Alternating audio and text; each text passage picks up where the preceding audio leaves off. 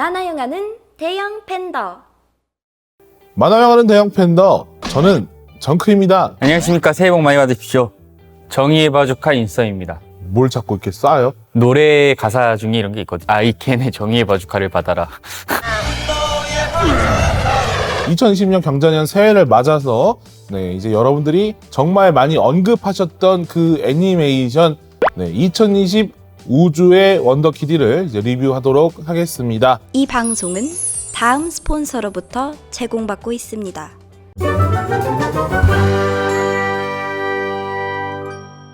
2020년 인류가 환경 오염과 자원 부족으로 이 지구를 벗어나 우주 개발을 하던 시기예요. 근데 이제 태양계 밖에 UPO라는 미지의 행성이 발견이 됩니다. 그래서 수많은 이들이 그곳에 이제 찾아가게 되지만 거기서 돌아오는 이가 없었어요.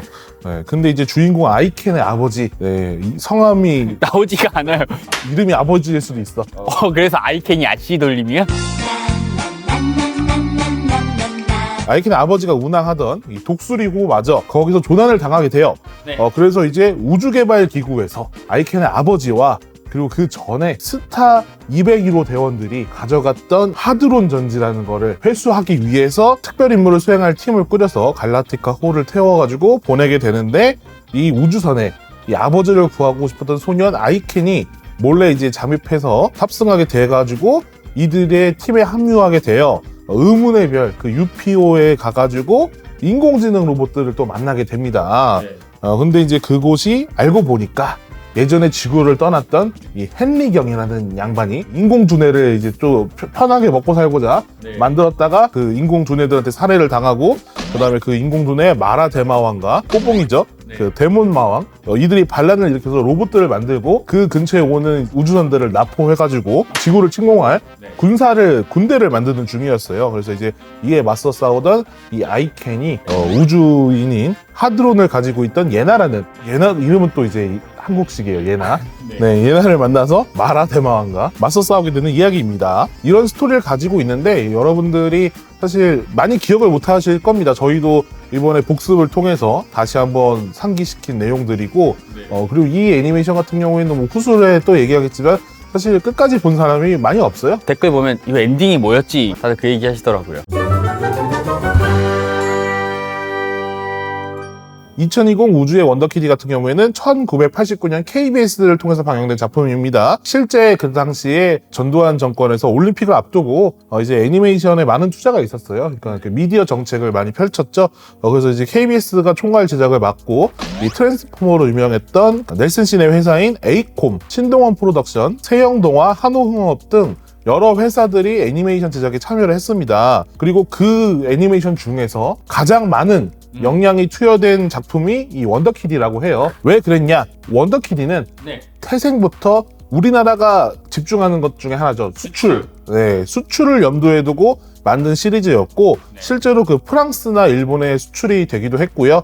그리고 그때 나름 마켓에서 좋은 반응을 이끌었다고 합니다. 주인공 이름이 그래서 한국인을 한정하지 않기 위해 그래서 이제 아이켄으로 지은 걸로 알려져 있어요. 원래 이게 금요일 시간대에 방영했던 애니메이션이래요. 정말요? 네, KBS ETV에서. 근데 이제 저희가 실질적으로 기억이 나는 건 KBS 1TV에서 전국 노래자랑이 끝난 다음에 항상 그 한국 애니메이션을 고정적으로 해주던 나라 슈퍼보드 방영했던 그 타임. 그 타임에 대부분 이제 보게 되는데, 이제 둘리는 좀 귀여운 캐릭터라도 있었고, 한이나 영심이 뭐 슈퍼보드는 약간 뭐 개그적인 요소나 볼만한 그런 요소들이 이렇게 많았는데, 사실 이 작품은 그때 이 타임마저 거르게 되는, 제가 그때 기억을 돌려보면 가장 인기가 없었던 게 원더키디였던 것 같기도 해요. 그 당시에는 그 일본 그림체 같은 경우에 많이 먹혔는데 미국 그림체가 좀 안 먹혔어요. 근데 이 작품은 미국적인 그림체를 좀 지향하고 있어서. 중간에 왕자 나오잖아요. 박산 씨. 네. 그분 보면 캡틴 플래닛 같아요. 근데 성함 너무 웃기지 않아요? 박산 씨. 이름으로 딴지를 걸면은 딴지 걸 사람들이 굉장히 많아요. 저는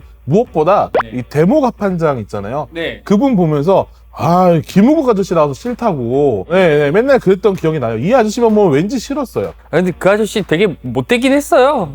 애를 그냥 뭐 아이캔을 밀항했다고 발견하자마자 저 낙하산으로 보내버린다고. 우주에서 낙하산으로 밖에 내보낸다는 건 죽으라는 거거든요. 중력의 바다에 널 버려버리겠다는 거거든요. 그런 이제 뭐 나중에 기행들에 대해서도 이제 또 얘기하겠지만 외관만으로 좀 싫어했던 것 같아요. 근데 이제 실질적으로 2020년이 다가오고 올해 초 반짝 또 인기 상승을 하게 되었지만 결국 안 볼 사람들은 또 안 본 애니메이션이라는 거. 네, 그러지요. 네. 그래서 대형 팬더에서 보고 자세하게 또 설명을 해드리려고 합니다. 감상평과 저희가 느낀 이야기들 한번 전해드리려고 하는데 원더키디 네. 어떤 애니메이션으로 좀 봤어요? 제가 가장 눈여겨본 포인트는 옛날에도 그랬지만 빌런이 우리나라 애니메이션 치고는 굉장히 포스가 있었다. 마라 대마왕 같은 경우에는 진짜 되게 무섭지 않았어요? 그래서 좀 안 본 경우도 있거든요. 묘하게 프리저랑 섞인 느낌이 들긴 하는데 아니 시대를 앞서갔잖아요. 여성 빌런으로서 그런 포스를 보여주는 거는 헬라 요 정도 돼야 그런 포스를 보여줬는데 이 마라 대마왕은 보기 드물게 좀 포스가 있는 빌런이다 라고 해가지고 저는 어릴 때 무서워서 안 보고 아까 말했던 나라라 슈퍼보드를 훨씬 더 좋아했죠. 근데 이거는 짚고 갈게요. 스토리가 막 엄청 재밌진 않았어요. 그 부분부터 언급하고 갈게요. 전반적으로 1부는 되게 다이나믹하거든요. 마라 대마왕 나오기 전에 데몬마왕 나오는 부분까지는 조금 이렇게 움직임도 많고 막 뭐가 막 오브제가 부서지고 막 이런 것들도 많이 나오고 다이나믹한 전기가 막 있다가 이제 2부로 넘어가면서 마라 대마왕이 나오고 박산 씨가 나오면서 상당히 조금 루즈해져요. 박산 씨 그래도 나름 로맨스 있지 않습니까? 근데 박산 씨가 활약한 거 딱 하나밖에 없어요. 이 보석을 보고 여기 있던 맹세를 나름 카리스마 있게 나온다고요. 그때는 정말 카리스마 있었는데 나머지 내용이 그 2부 전체를 이끌어 가기에는 상당히 빈약한 내용이었어요. 줄여도 되는 내용이었는데 질질 좀 끄는 느낌이 없지 않아 있었고 어쨌든 좋았던 점은 전반적으로 아까 말한 것처럼 미국 애니메이션을 보는 것 같은 되게 부드러운 동화와 작화 그리고 연출 그 당시 우리나라에서 시도 안 했던 것들이 많이 나오더라고요. 우리나라 애니메이션 중에 그리고 그 당시 애니메이션 중에서는 좀 독보적이었다라는 생각을 해보게 됩니다. 그리고 작품에서 쓰였던 OST가 상당히 좋아요. 상황에 맞춰서 막 전자음이 나오기도 하고 되게 막 그 스페이스 오페라를 보는 것 같은 웅장한 노래가 나오기도 하고 물론 그 주제가와 그 바리에이션들도 나오긴 하지만 몰입하는 그런 요소가 되기도 했었고 때로는 이제 옛날 작품이라서 그런지 믹싱이 좀 안 좋아요. 많이 네, 그래서 목소리가 잘 안 들리고 사운드가 더 큰 경우도 많았습니다. 그리고 OST는 좋은데 반해서 효과음이 좀 깨요. 특히 기절한 선원들을 깨우기 위해서 다람쥐가 움직일 때 실로폰 소리가 막 나는데 작품의 분위기를 깨는 효과음들이 좀 있다. 전반적으로 그 성우분들의 연기가 나쁜 건 아닌데 과한 애드립을 시킨다고 해야 되나? 뭔가 약간 추임새가 상당히 많아요. 다른 만화였으면 이렇게 저기 나타났다. 으악 이 정도였잖아요. 근데 여기서는 아이고 저기 나타났다. 으악 이렇게 뭐야 이게?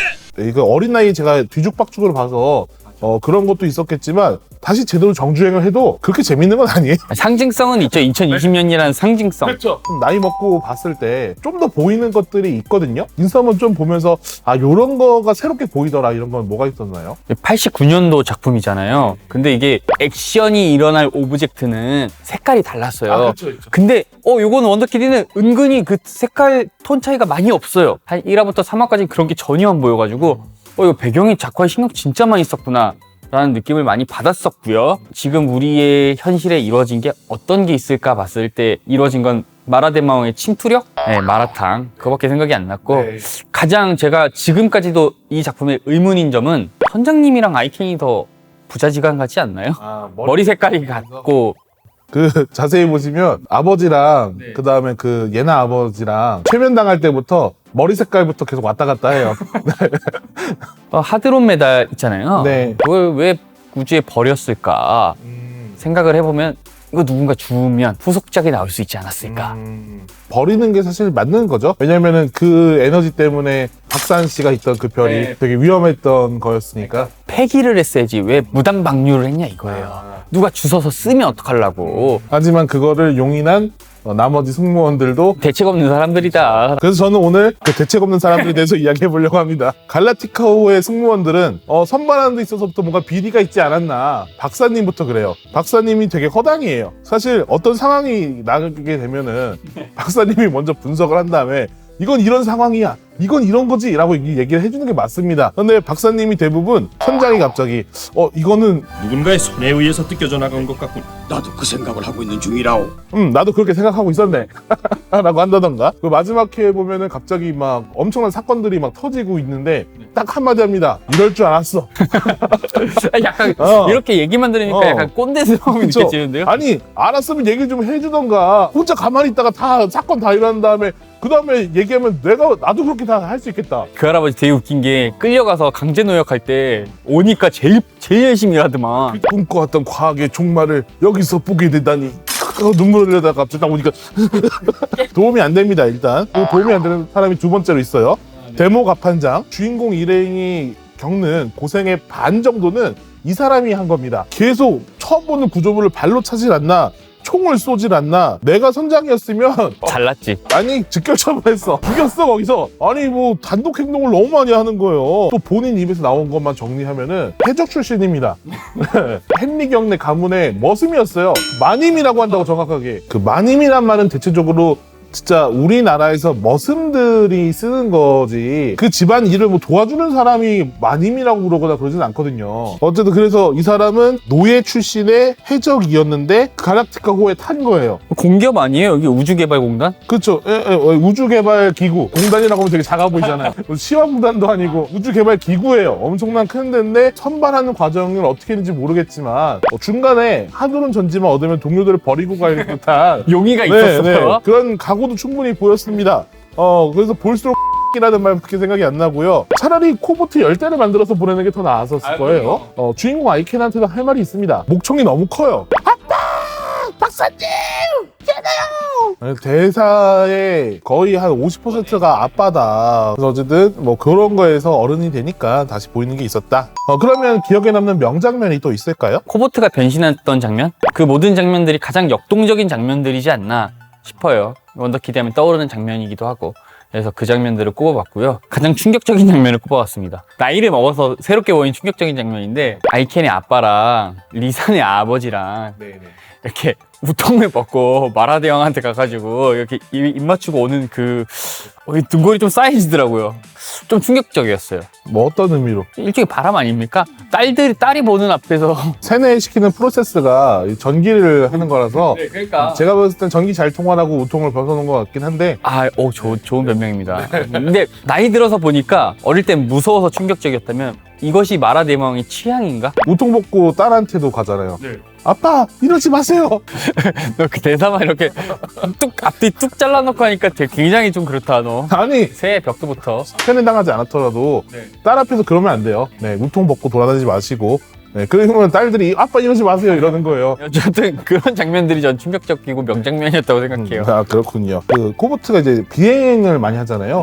그래서 한 4화에도 막 나오는 비행 장면 같은 경우에는 무슨 스타워즈 보는 거 마냥 물론 영향을 많이 받았겠지만 되게 잘 뽑아냈다고 생각을 합니다.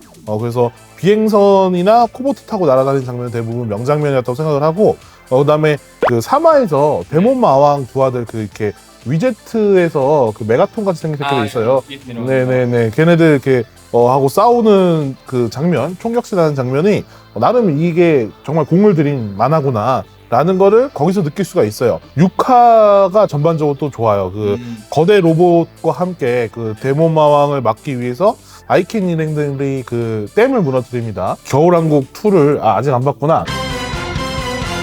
겨울왕국 2를 보는 듯한 그런 느낌을 받았는데 어쨌든 그 댐이 무너지는 장면도 되게 역동적으로 잘 그려낸 편입니다. 그리고 거기 도망치는 장면에서 쓸데없이 힘이 되게 많이 들어가 있어요. 데모 갑판장이 그 잠깐 한번 객기 부려가지고 거대한 로봇 때릴 때 그때 순간 거의 인생 작화가 나옵니다. 썸네일을 그걸로 써야 되지 않을까 싶을 정도로 엄청난 작화가 나와서 썸네일은 좀 신중하게 써줬으면 좋겠어요. 조회수랑 직관되니까. 만들어줄 거 아니면 그런 소리 하지 말아요. 안 할게요, 그럼. 네.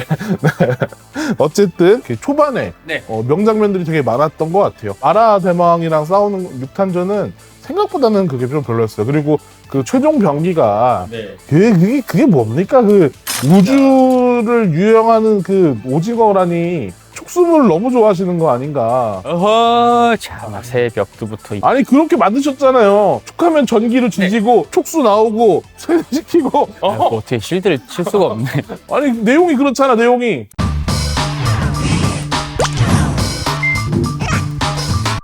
(2020) 우주의 원더키디. 어쨌든 그 원더키디라는 말 자체가 네, 저게 놀라운 아이 뭐 이런 느낌이잖아요. 그래서 여러분들도 제목처럼 올해 한 해 되게 놀라는 일이 많은, 좋은 쪽으로 놀라는 일이 많은 한 해가 됐으면 좋겠습니다. 그래서 대형 팬더도 이제 올해 또 열심히 달려나가려고 준비를 하고 있는데 그런 것들이 다 여러분들에게 사랑을 받기 위해서는 저희도 열심히 해야겠지만 여러분들도 열린 마음으로 네, 같이 이렇게 즐겨 봐주시면 좋을 것 같아요. 필요 없다고 생각되는 것, 나를 괴롭게 하는 것들은 좀 더 빨리 버리고, 그리고 반가운 것들은 좀 더 오래 머무는 한 해 되셨으면 좋겠습니다. 여러분 그래서 새해 복 많이 받으시고요. 저희는 다음에 또 재밌는 애니메이션으로 돌아오도록 하겠습니다.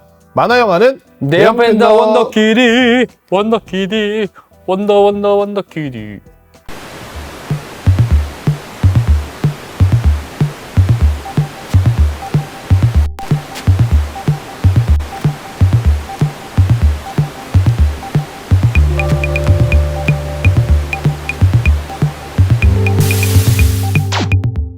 ADBC